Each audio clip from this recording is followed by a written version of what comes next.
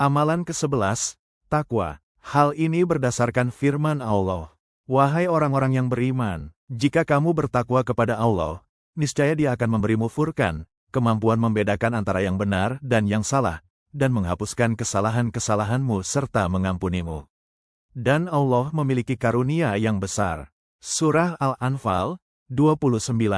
Takwa adalah membentengi diri kita dari api neraka dengan cara mengerjakan perintah Allah dan meninggalkan semua larangannya. Al-Hafiz Ibnu Rajab mengatakan, asal makna takwa adalah seorang hamba menjadikan antara dirinya dengan yang ia takuti dan waspadai penjagaan yang menjaganya. Maka takwanya seorang hamba kepada Rabb-Nya, hendaklah ia menjadikan penjagaan dan kewaspadaan antara dirinya dengan Allah dari perkara-perkara yang bisa mendatangkan marah, murka dan siksanya. Yang demikian itu adalah dengan mengerjakan ketaatan dan menjauhi kemaksiatan. Siapapun yang membekali dirinya dengan perisai takwa dalam kehidupannya dimanapun dan kapanpun, baik saat sendiri atau di keramaian, maka Allah akan selalu menjaganya dan memperbaiki keadaannya. Inilah orang-orang yang dikatakan sebagai wali-wali Allah dalam surat Yunus. Allah menyebutkan tentang siapa wali Allah itu. Allah berfirman, ingatlah, sesungguhnya wali-wali Allah itu, tidak ada kekhawatiran terhadap mereka dan tidak pula mereka bersedih hati. Yaitu orang-orang yang beriman dan orang-orang yang bertakwa. Surah Yunus 6263. Amalan ke-12, memiliki sifat pemaaf.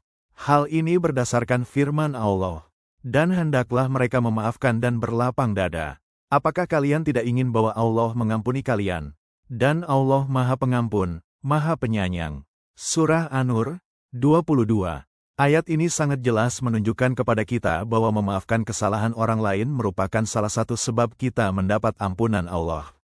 Ketika Allah menyifati orang-orang penghuni surga, di antara sifat mereka adalah, dan orang-orang yang menahan amarahnya dan memaafkan kesalahan orang. Allah menyukai orang-orang yang berbuat kebajikan. Surah Ali Imran 134. Sebuah kisah menarik terjadi pada Ja'far Ash-Shadiq, seorang ulama yang termasuk ahlul baitnya Nabi.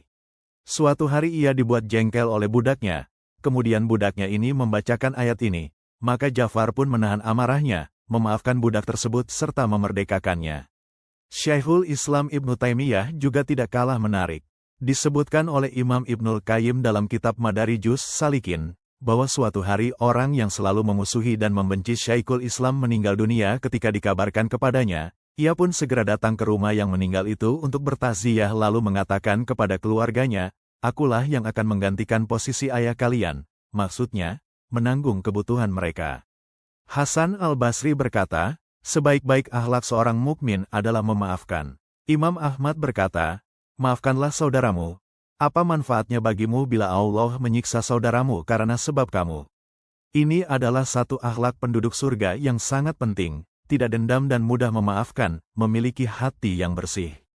Allah berfirman, sesungguhnya orang-orang yang bertakwa berada dalam surga dan mata air. Masuklah ke dalamnya dengan sejahtera dan aman. Dan kami cabut segala rasa dendam yang berada dalam hati mereka, sehingga mereka menjadi bersaudara, duduk berhadap-hadapan di atas dipan-dipan.